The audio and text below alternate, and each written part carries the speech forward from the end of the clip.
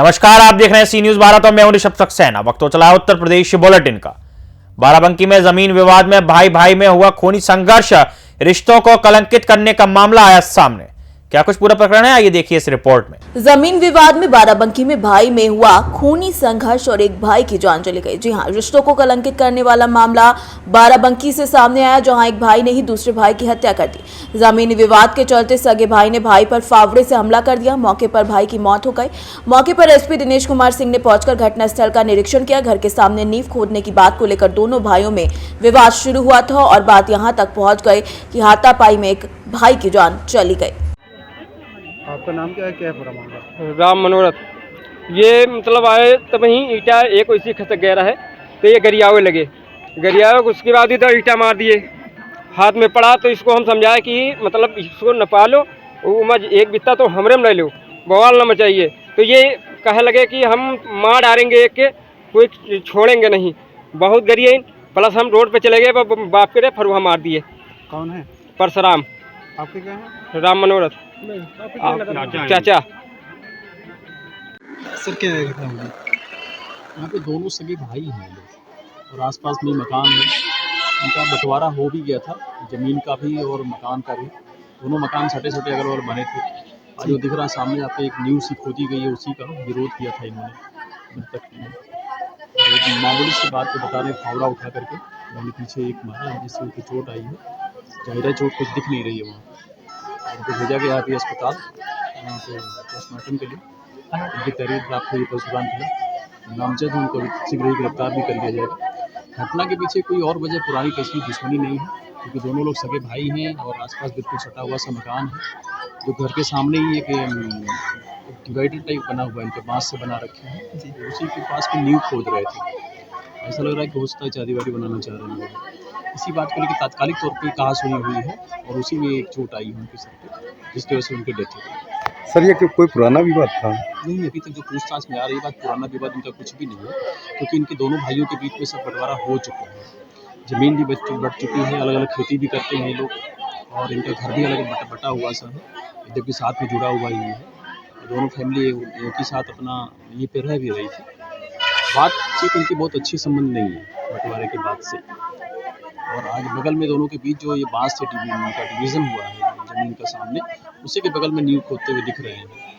अभी जब गिरफ्तारी करके उनसे भी पूछताछ की जाती है। बाराबंकी से सी न्यूज संवाददाता विजय सिंह की रिपोर्ट। रुक करते अगली खबर का। जौनपुर के घाटमपुर बोलारा में आरके कॉलेज ऑफ फार्मेसी में पहले बैच की क्लास का शुभारंभ किया गया है। क्या कुछ पूरा मामला है, आइए देखिए इस रिपोर्ट में। RK college of pharmacy Ghatampur Bhelara में पहले बैच की क्लास का शुभारंभ हुआ। इस कार्यक्रम का उद्घाटन कॉलेज के प्रबंधक डॉक्टर जेपी दुबे और प्रबंधिका उषा देवी ने फीता काटकर और मां सरस्वती की पूजा कर किया। कार्यक्रम में कॉलेज के प्रधानाचार्य अनुराग पांडे, अलख निरंजन पांडे, दयावान शर्मा, मुक्तिनाथ, सुरेंद्रनाथ, रविंद्रनाथ, सत्यनारायण तिवारी समेत कई लोगों के द्वारा संपन्न कराया गया और ये लोग मौजूद रहे। पूजन कार्य आचार्य अंकित दुबे ने कराया। जौनपुर से सी न्यूज संवाददाता दिवाकर मिश्रा के साथ दीपक सिंह की रिपोर्ट।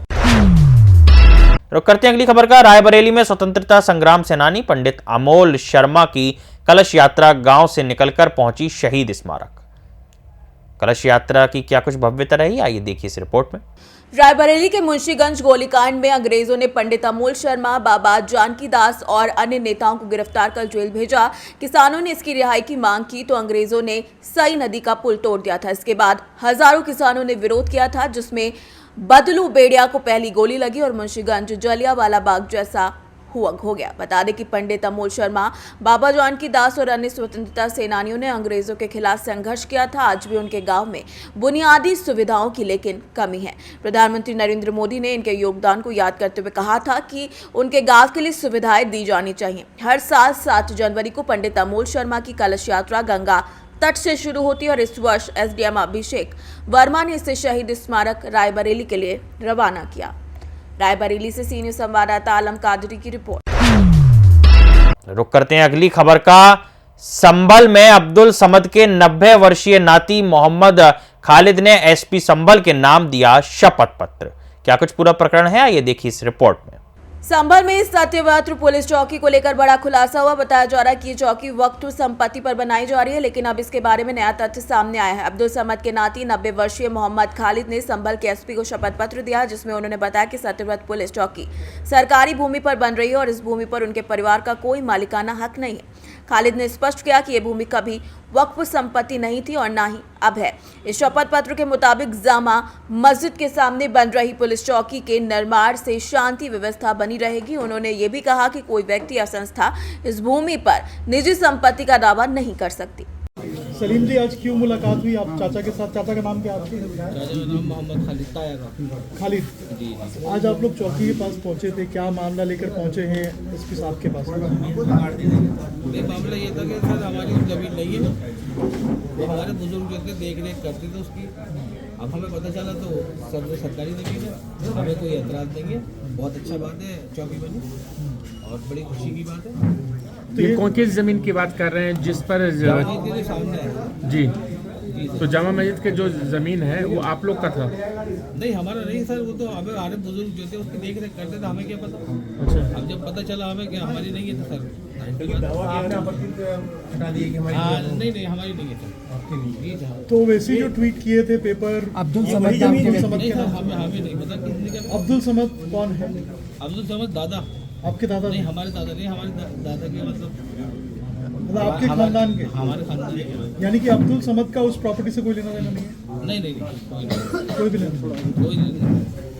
यहाँ पे मेरे ऑफिस में एक मोहम्मद खालिद नाम के व्यक्ति की तरफ से एक उनके प्रतिनिधि जो उनके बेटे हैं उनके द्वारा आके एक एफिडेविट दिया गया पर्ची कटवाने के बाद में, जिसमें उन्होंने बताया कि जामा मस्जिद के सामने जिस स्थान पर पुलिस चौकी का निर्माण हो रहा है उस स्थान की काफ़ी समय पहले जो शपथकर्ता हैं मोहम्मद खालिद हैं, उनके पूर्वजों के बताए अनुसार वो लोग देखभाल करते थे।